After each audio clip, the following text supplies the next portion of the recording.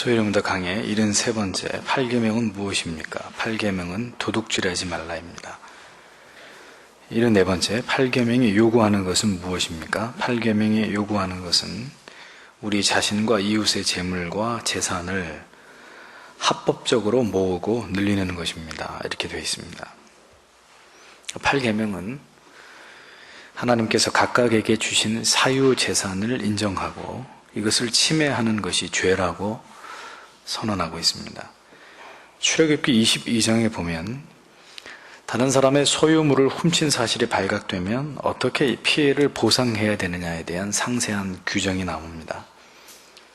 소 한 마리를 훔쳤으면 5마리로 배상을 하고 양을 한 마리를 훔쳤으면 4마리로 배상을 하라, 이런 기록이 나오죠.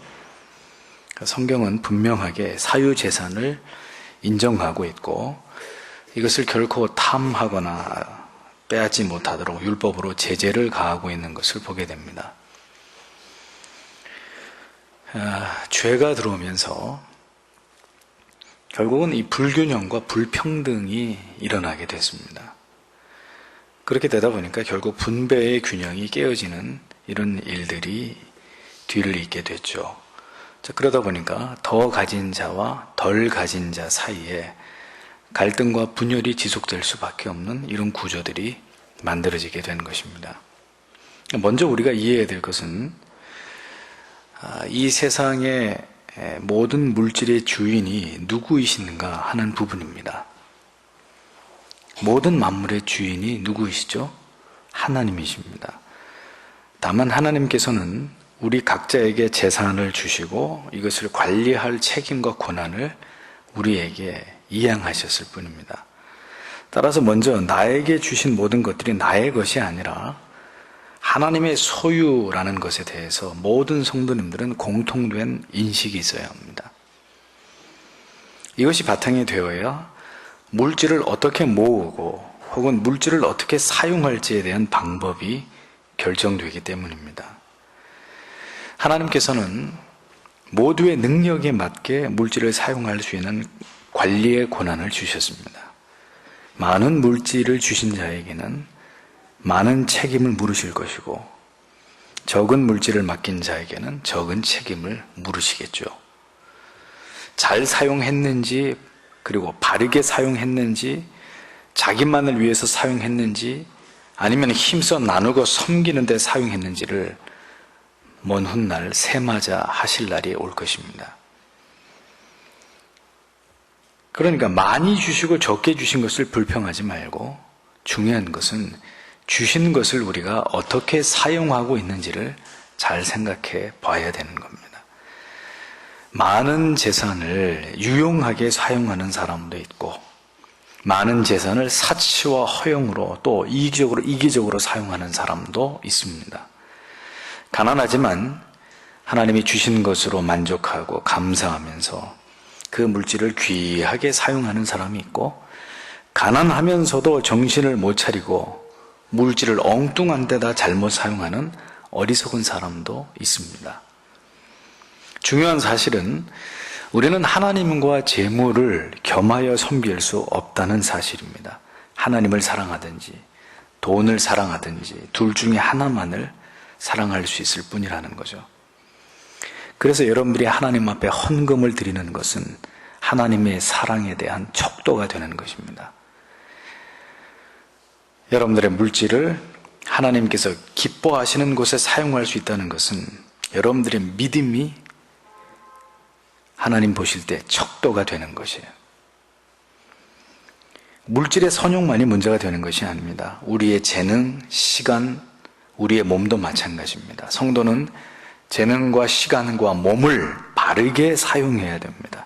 바른 목적으로, 바른 용도로 우리의 재능과 시간과 몸을 사용해서 올바르고 정당하게 이윤을 추구해야 되는 것이죠.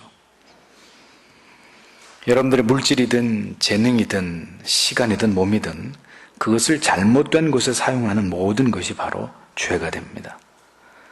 하나님께서 주신 것을 잘못된 용도에 사용했으므로 그것 또한 도둑질이 되는 거예요.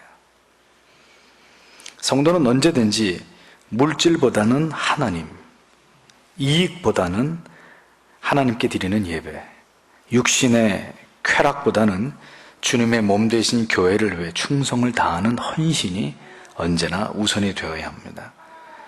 언제나 주신 물질을 통해서 하나님의 뜻을 잘 분별해서 바른 곳에 하나님이 기뻐하실 일에 그 모든 것을 사용해야 하나님이 기뻐하시는 것이 되는 것이고, 여러분들에게 계속해서 하나님이 물질을 공급하시게 되는 이유가 되는 거죠. 모든 영역에서 그리스도께서 주 되심을, 특별히 우리의 물질을, 돈을, 시간, 재능을 사용하는 일에서까지 오직 하나님께 영광을 돌려드리는 그 모든 것을 그렇게 바르게 사용하는 것이 우리에게는 굉장히 중요한 문제라는 거예요. 노래를 잘하는 사람이 노래를 잘해서 세상에서 돈을 많이 법니다. TV에 출연을 하고 콘서트 같은 걸 해서 어마어마한 돈을 벌어들여서 어디다 씁니까? 국가와 민족을 위해서 쓰나요? 자기 자신의 쾌락을 위해서 사용합니다. 옳지 않습니다. 가수나 연예인들이 엄청난 돈을 벌어들이는 것은 이건 부당한 일이에요. 이건 정상적인 경우가 아니에요. 노래 하나 잘하고 말춤 하나 잘 춰서 하루아침에 수천억의 돈을 끌어모은다. 도둑질입니다. 성경이 보는 관점에서는 도둑질이에요. 그렇게 돈을 많이 벌어들일 만한 가치 있는 일이 아님에도 불구하고 그렇게 막대한 기껏해야 노래, 노래 같지도 않은 노래, 그 정신 나간 그런 춤 따위를 가지고 어마어마한 돈을 벌어들인다. 도둑질이에요. 그런 일들이 가능한 것은 그 사회가 타락했기 때문에, 얼마나 타락했는지를 보여주는 거예요. 그런 일을 하는 사람에게 천문학적인 돈을 쥐어주는 이 사회는 병든 사회라는 걸 보여주는 것입니다. 그래서 제가 자주 말씀드리잖아요. 스포츠 재벌, 연예인 재벌, 모두 다 미친 세상에서나 볼 수 있는 단면들이에요. 성경은 어떤 경우에 있어서도 다른 사람들의 것을 도둑질하는 것을 금하고 있습니다. 그것이 필요에 의한 것이든 혹은 탐욕에 의한 것이든 어떤 형태의 도둑질이든 간에 그것은 모두 명백하게 죄가 된다는 거예요. 왜 타인의 것을 훔치는 것이 죄가 될까요? 여러 가지 차원에서 생각해 볼 수 있는데, 중요한 것은 하나님께서는 우리 각자의 필요를 채워주시고 그것을 공급하시는 하나님이십니다. 그 하나님의 신실하심을 의지하면서 예수님께서는 우리에게 날마다 이렇게 기도하라고 말씀하셨죠. 오늘날 우리에게 일용할 양식을 주옵시고. 하나님께서 만나를 주실 때, 이스라엘 백성들에게 만나를 내리실 때 그 하루에 정한 양 이상을 거둘 때는 하루 이상의 것을 거두면 어떻게 하겠습니까? 다 썩어버리게 만드셨습니다. 그렇게 하신 이유가 뭘까요? 매일 매 순간 하나님만 의지하라는 거예요. 내일 일을 염려하지 말고, 그래서 쌓아두려고 하지 말고. 그 쌓아둔다는 건 뭘 뜻할까요? 내가 염려한다는 거죠. 내가 걱정한다는 거예요. 오늘은 주셨는데 내일은 안 주실 수도 있어. 하나님을 의심하는 것을 의미하죠. 그래서 욕심내지 말고 내일 일을 염려하지 말고 내일 일은 하나님께서 또 내일 우리에게 공급하여 주신다는 사실을 믿고 마음의 욕심을 버리고 뭔가를 남겨두려고 하지 말고 계산하지 말고 하나님 외에 다른 것을 의지하려는 마음을 배제하면서 하나님을 의지하고 살아가라고 하는 것이 하나님의 뜻이란 말입니다. 다른 사람의 가진 것을 탐하는 마음에서 이미 도둑질은 시작되는 거예요. 하나님과 관계가 무너질 때 가장 먼저 나타나는 게 뭐냐? 인간은 만족하는 마음을 잃어버리게 되는 겁니다. 하나님과 바른 관계 속에서 날마다 하나님을 의지하면서 살아가면 하나님이 주시는 마음의 평안과 만족이 있어요. 그런데 하나님과의 관계가 무너져 버리면 가장 먼저 우리의 마음에 생겨나는 게 탐욕입니다. 하나님께서 나의 모든 필요를 채우심을 불신하고 의심하게 될 때 인간은 결국 다른 사람의 것을 빼앗아서라도 자신의 것을 채우려고 하는 잘못된 생각을 갖게 되는 거죠. 내가 없고 저 사람에게 있으면 있는 사람 것 뺏어오는 것은 죄가 아니라고 생각하려고 하는 거예요. 내가 거지면 지나가는 과수원에 들어가서 사과 마음대로 따먹어도 된다고 생각. 그게 가지지 않은 사람들의 가장 잘못된 사고방식이에요. 도둑질은 정당한 자신의 노력으로 땀을 흘린 결과로 살아가고자 하는 것이 아니라 쉬운 방법으로 노력하지 않고 거저 얻겠다는 악한 마음입니다. 그래서 성도는 도둑질 자체만 죄가 아니라 무의도식, 하는 일 없이 밥 챙겨 먹는 거예요. 정당하지 않은 방법으로 이익을 취득하는 모든 일에 대해서 우리는 깨어있는 의식이 필요해. 이렇게 사는 것은 옳지 않다. 이렇게 돈을 벌어들이는 것은 하나님 앞에 합당한 방법이 아니다. 이런 의식이 필요합니다. 도둑질이 무엇인가에 대해서 오늘 8계명, 이 도둑질이 무엇인가에 대한 분명한 이해와 그리고 이해의 확대, 포괄적 적용이 필요하다는 거예요. 시편 128편에 보면 1절에 여호와를 경외하며 그 도에 행하는 자마다 복이 있도다. 2절에 내가 네 손이 수고한 대로 먹을 것이라. 내가 복되고 형통하리로다. 이런 말씀이 기록되어 있습니다. 무슨 의미죠? 하나님을 경외하는 자는 자기 일에 성실한 사람이라는 걸 의미합니다. 예수 잘 믿는 사람, 성실한 사람이에요. 사회에서 농땡이나 부리고 요령이나 피우고 일해야 되는데 공부하는 시간에 도망쳐버리고 그 사람 그리스도인 아니에요. 절대로 게으르거나 자신이 해야 할 일에 최선을 다하지 않는 사람, 도둑질하고 있는 사람이에요. 무엇보다 자신이 수고한 것으로 만족해야 되는데 그 수고한 이상의 어떤 것을 기대해요. 나는 일을 요만큼 해놓고 받는 것은 이만큼을 받고 싶어요. 잘못된 방법이에요. 도둑질이에요. 열심히 수고함으로 그 이윤을 취득하는 그것이 하나님이 원하시는 방법입니다. 따라서 성도는 수단과 방법을 가리지 않고 돈을 버는 사람이 아닙니다. 여러분들이 하나님 앞에 헌금을 드린다고 하나님이 다 받으시는 게 아니란 말이에요. 도둑질해서 사기쳐서 그렇게 해서 하나님 앞에 헌금한다고 하나님이 가지고 오기만 하면 좋아. 그런 하나님이 절대로 아니란 말이죠.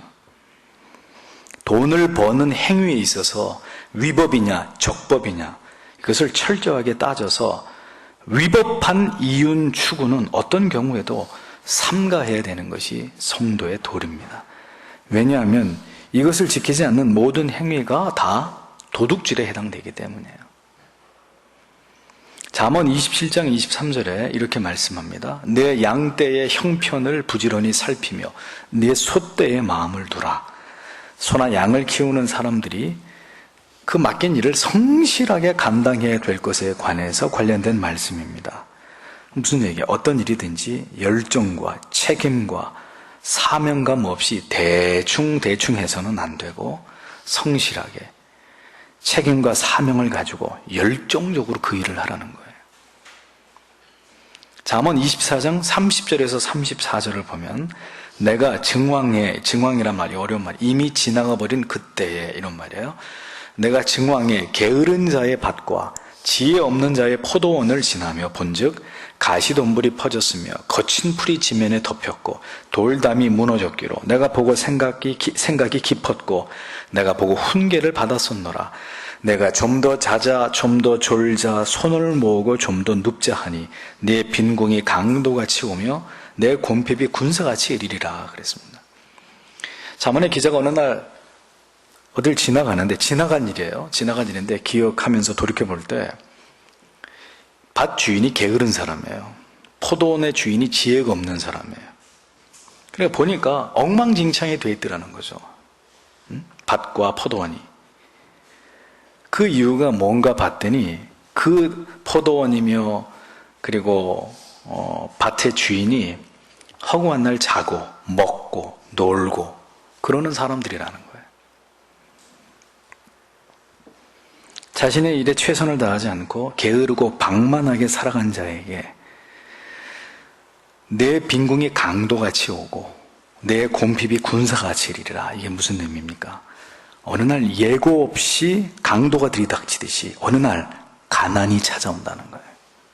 다 덜어먹고 쫄딱 망하는 가난이 찾아오고 군사같이 궁핍이 무섭게 임하게 된다는, 도망치지도 못하고 피하지도 못하고 칼과 창을 들고 돌격해 들어오는 군사처럼 궁핍함이 어느 날 내게 그렇게 무섭게 들이닥칠 거라는 것을 얘기하고 있는 거예요. 그러니까 무슨 얘기입니까? 성경은 한결같이 이 땅에서 성도들이 성실하게 살아가라고 말하는 거예요. 그게 도둑질을 하려고 하는 유혹에 빠지지 않는 길이라는 거죠. 성실하게 살아라. 그렇게 해야 부질없는 탐욕, 탐심, 자신이 노력하지 않아서 가난해지는 것에 대해서 다른 사람의 것을 갈취하는 것으로 자기의 것을 채우려고 하는 그런 나쁜 마음에 빠지지 않을 수 있다고 얘기를 하는 것입니다. 교리가 이 8계명을 다루면서 분명하게 이 부분을 이렇게 언급하고 있어요. 뭐냐? 우리와 타인의 부와 재산을 합법적으로 얻고 그리고 증진시키라고 진술하고 있습니다. 따라서 탈세, 투기, 땅 투기, 다운계약, 고리대금, 계모임, 공금 횡령하는 거, 임금 체불하는 거, 노동력 착취하는 거, 업무 시간에 불성실한 거, 폭리를 취해서 속여 파는 거, 돈을 빌고 갚지 않거나 카드 마음대로 써가지고 신용불량자 되는 거, 다 도둑질이라는 거예요. 도둑질.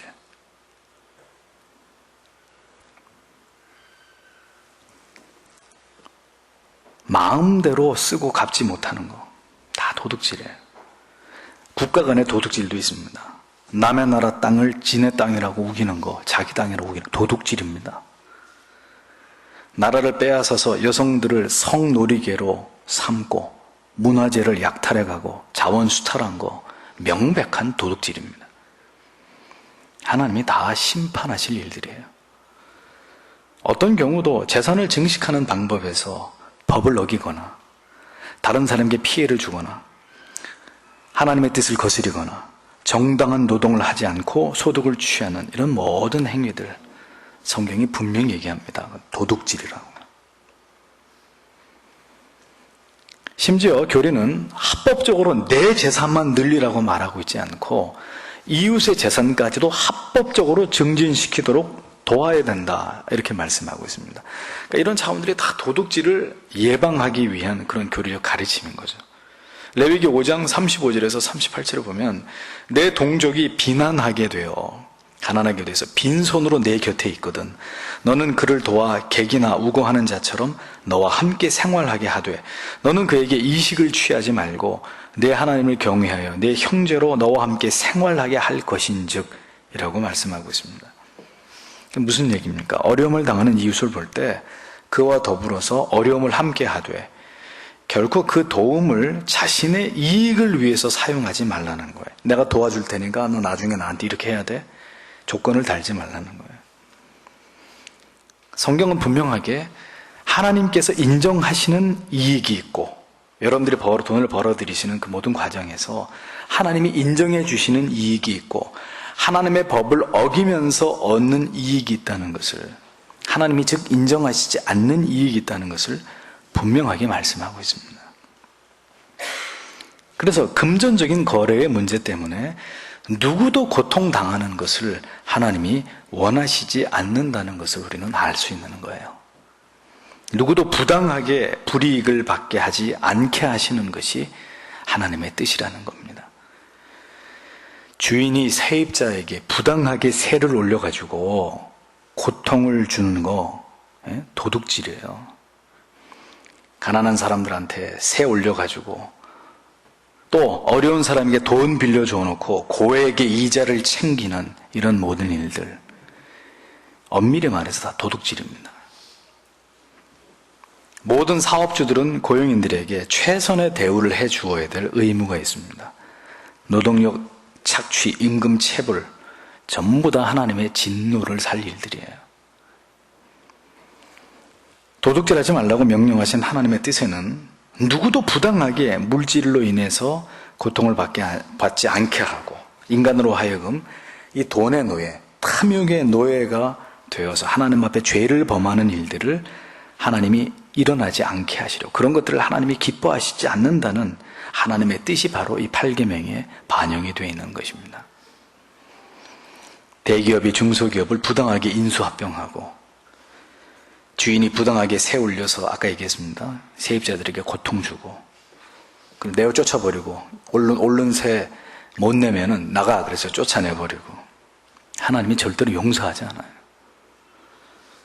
언제나 가진 자는 없는 자들을 배려하고 돕고 그들의 편에서 함께 살아가는 길을 도모하는 것이 하나님이 보시기에 합당한 일입니다. 남 물건 훔치는 것만 도둑질이 아니라 교리는 바로 이런 문제까지 이 계명을 이렇게 확대하고 있는 거예요. 다시 얘기합니다. 이웃이 합당하게 재산을 증식하도록 도와야 된다. 빌립보서 2장 4절에 각각 자기 일을 돌아볼 뿐더러 또한 각각 다른 사람의 일을 돌아보아 나의 기쁨을 충만하게 하라. 이렇게 말씀하고 있잖아요. 하나님이 이 땅에 살아가는 동안에 형제와 연합해서 아름답게 살라는 거예요.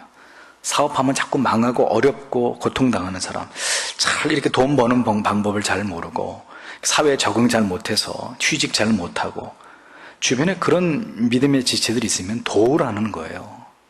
도울 수 있는 어떤 방법 있어서라도 도와서 그 사람이 정당하게 이윤을 추구하면서 직장을 갖고 직업을 갖고 이익을 발생시키면서 살 수 있도록 도울 방법을 강구하라는 거예요.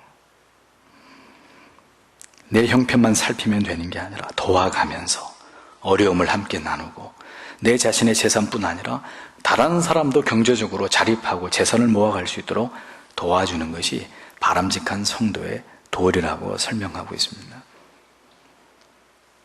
이렇게 다른 사람의 이윤과 다른 사람의 재산 증식까지 생각하는 것이 성도의 삶이라면 결국 성경이 말씀하고자 하는 궁극의 말씀하고자 하는 바가 무엇이겠어요? 욕심을 버리라는 거죠. 성경은 도둑질하지 말라. 남 훔치는 그걸 전부로 얘기하려고 하는 게 아니라 결국은 이거예요. 욕심을 버리고 깨끗하게 살라는 거예요. 하나님 앞에서. 그리고 이웃들 사이에서. 얼마나 많은 돈을 모으냐가 문제가 아니라 그 돈을 어떻게 모으느냐, 또 어떻게 쓸 것이냐. 하나님이 보실 때는 그것이 더 중요한 문제라는 거죠. 우리는 그저 수단과 방법을 가리지 않고 모으는 것만 생각합니다. 하지만 하나님의 관점은 달라요. 결국 물질의 노예가 되지 말고 너희를 온전히 먹이고 입히시는 하나님만을 바라보면서 하나님만 의지하면서 믿음으로 정직하게 살라는 것이 성경의 가르침입니다. 그래서 나만 잘 사는 것이 아니라 모두가 고통 없이 살아가는 세상을 만드는 것, 이것 또한 성도에게 주신 하나님의 명령이라는 사실을 8계명이 우리에게 가르쳐주고 있는 거예요. 온전히 하나님만 의지하면서 탐욕과 욕망의 노예가 되어서 물질의 노예가 되어서 다른 사람의 것까지 탐하면서 살아가는 그런 추한 존재가 되지 않기를 하나님 우리에게 요구하고 계신다는 것을 우리는 이 8계명의 말씀을 통해서 깊이 생각해 봐야 되는 것입니다.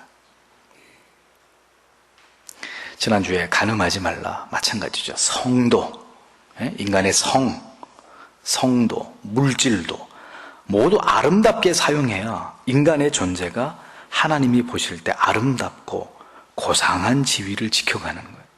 그런데 성적으로 타락하고 물질 가지고 인간이 추해지기 시작하면은 정말 하나님이 우리에게 주신 하나님의 형상들을 우리가 철저하게 파괴시켜버리는 큰 죄를 짓게 되는 거예요. 사람이 성적으로 타락해도 더러워지고 추한 존재가 되지만 돈 때문에 형제 간에 원수되고 부모도 몰라 부모도 찔러 죽여버리고 사람이 돈 때문에 타락하면 인간이기를 포기하게 돼요. 사람 무설듯이 썰어 죽이고 그놈의 돈 때문에. 그러니 그런 인간이 되지 말라는 거예요. 도둑질하지 말라. 이 말씀은 이런 포괄적인 이런 하나님의 깊으신 뜻을 담고 있는 우리에게 주시는 엄중한 계명인 것입니다. 부디 성도 여러분, 인색한 사람들이 되지 마세요. 정말 추한 거예요. 그리스도인들이 이기적인 사람 되지 마세요. 오늘도 이 말씀을 따라서 정직하게, 그리고 진실되게, 올바르게 이윤을 추구하고, 나뿐만 아니라 이웃까지 고려해서 생각하면서 더불어 함께 하나님의 뜻 안에서 살아가기에 힘을 쓰시는, 오늘도 진리가 우리에게 말씀하는 이 삶의 원칙을 따라서 하나님 앞에 살아가기에 힘쓰시는 여러분들이 다 되시기를 주님의 이름으로 축복합니다. 기도하겠습니다.